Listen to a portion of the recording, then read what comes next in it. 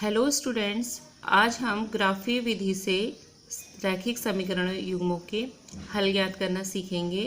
इससे पहले वीडियो में मैंने आपको इसी विधि के द्वारा प्रतिच्छेदी रेखाओं के लिए या अद्वितीय हल के लिए ग्राफ खींचना बताया था। तो यहाँ पर देखिए, आज हम यहाँ पर एक कंडीशन दे रखी है हमें कि ग्राफीय विधि से निम्नलिखित रैखिक समीकरण युग्मों के हल ज्ञात कीजिए जिनके कोई हल नहीं है। मतलब इसने खुद बताया है, हमें प्रूफ करना है कि इसका कोई हल नहीं है। अब कोई हल नहीं होने के लिए क्या प्रतिबंध होता है, आपको मालूम होना चाहिए कि वो रेखाएं क्या होती है, समांतर होती हैं।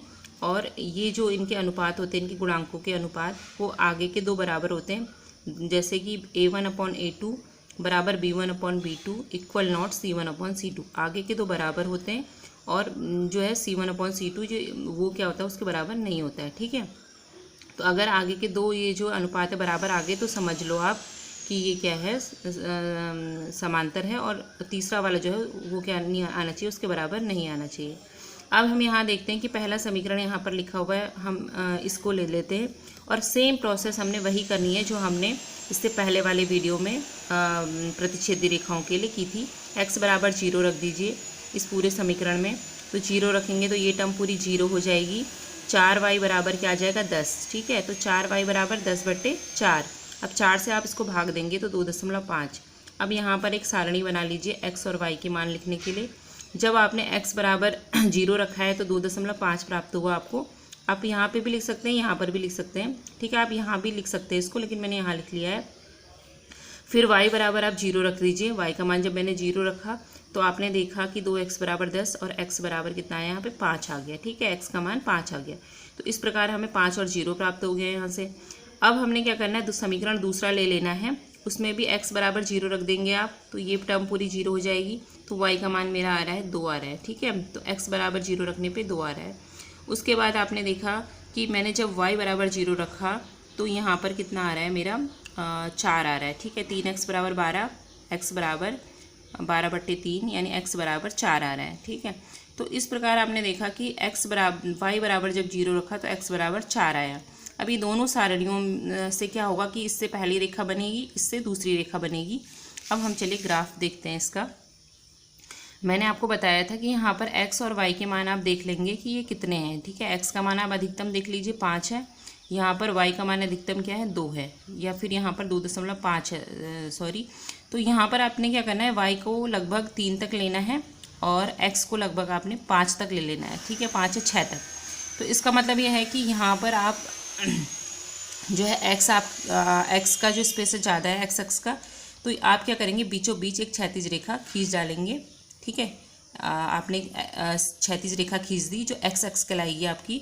फिर आपने y का देखना है, y को जो y का मान आपका क्या है, अधिकतम 3 तक है ना। तो आपने क्या करना है कि इस ऊर्ध्वाधर लाइन को आपने साइड में खींच लेना है। ठीक है, यानी कि आपने 1 2 3 4 कॉलम छोड़ करके इस लाइन को खींच लेना है, या आप अपनी मर्जी के अनुसार भी खींच सकते हैं, पर ये होना चाहिए कि ये जो रेखा है स्पष्ट दिखनी चाहिए।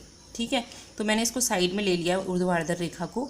तो यहाँ पर जहाँ पर आपने देखा वो होगी, जो ऊर्ध्वाधर रेखा होगी वो y अक्ष कहलाती है। ठीक है, तो जहाँ पर ये काटती हैं वहाँ पर क्या होता है, वो बिंदु क्या कहलाता है, मूल बिंदु। यहाँ पर 0 0 इसके निर्देशांक होते हैं, यानी x का निर्देशांक क्या होता है, 0, और y का निर्देशांक क्या होता है, 0।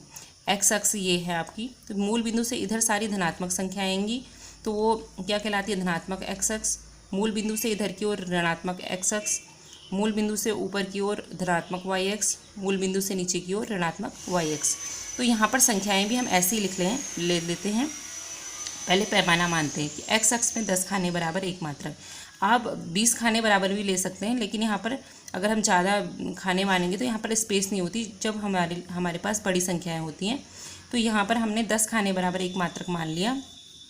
तो यहाँ पर आप देखिए 10 खाने बराबर, ये छोटे छोटे खाने गिन लीजिए, 1, फिर 10 खाने बराबर 2, इस तरीके से। फिर ऐसे ऊपर की ओर भी 10 खाने बराबर 1, 10 खाने बराबर 2, अपनी सुविधा के अनुसार लिख लीजिए।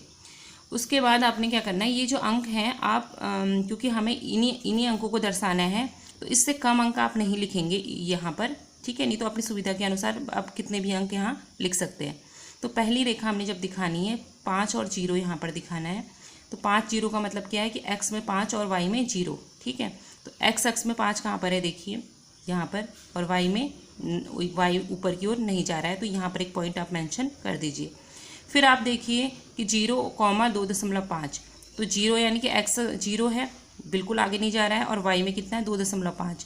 तो यहाँ पर आप देखिए कि 2 और 3 के बीच में जो 1 2 के बाद 5 गिनी, 1 2 3 4 5, ठीक है, एक बिंदु यहाँ पर लगा दीजिए। अब इन दोनों बिंदुओं को आप एक सीधी रेखा द्वारा ज्वाइन कर लीजिए, मिला दीजिए। तो ये जो है आपकी एक पहली रेखा, ये पहली रेखा आपकी आ गई। इसको मैंने क्या लिखा, 2x + 3y 2x + 4y = 10, ठीक है।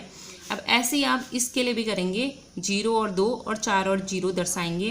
तो 0 और 2 का मतलब क्या है कि x में कहीं भी नहीं, बिल्कुल भी नहीं चला है इधर को, और y में कितना है 2, तो 0 और 2 यहाँ पर एक पॉइंट मिल गया। फिर ऐसे 4 और 0, x अक्ष में 4 और y में 0, तो एक पॉइंट ये मिल गया। इसको आप एक सीधी रेखा द्वारा मिला दीजिए। अब आप देख रहे हैं ग्राफ में स्पष्ट रूप से आपको एक सीधी सड़क नुमा आकृति प्राप्त हो रही है। एक लाइन आपको ये मिल गई, एक लाइन आपको ये मिल गई, कि दोनों जो रैखिक समीकरण है हमारी, वो ऐसी रेखाएं यहाँ पर प्रस्तुत हो रही हैं। तो यहाँ पर ये रेखा जब एक दूसरे को कहीं पर काट ही नहीं रही हैं, यहाँ पर हमें x और y के कोई मान यहाँ पर नहीं मिलेंगे, तो इस रैखिक समीकरण युग्म का कोई हल नहीं होगा। तो उसके लिए मैं प्रतिबंध भी यहाँ पर लिख रखा है मैंने, इनकी तुलना कर दीजिए आप, a1/a2 b1/b2 ये दोनों बराबर आएंगे, और = c1/c2 ये इसके बराबर नहीं आएगा। तो आप इसको करके भी देख सकते हैं यहाँ पर। तो आशा करती हूँ आपको ये जो है इसका हल निकालना आ गया होगा। और अगर आप इससे पहली वीडियो का लिंक देखना चाहते हैं तो इसके डिस्क्रिप्शन बॉक्स में ये मेंशन किया हुआ है।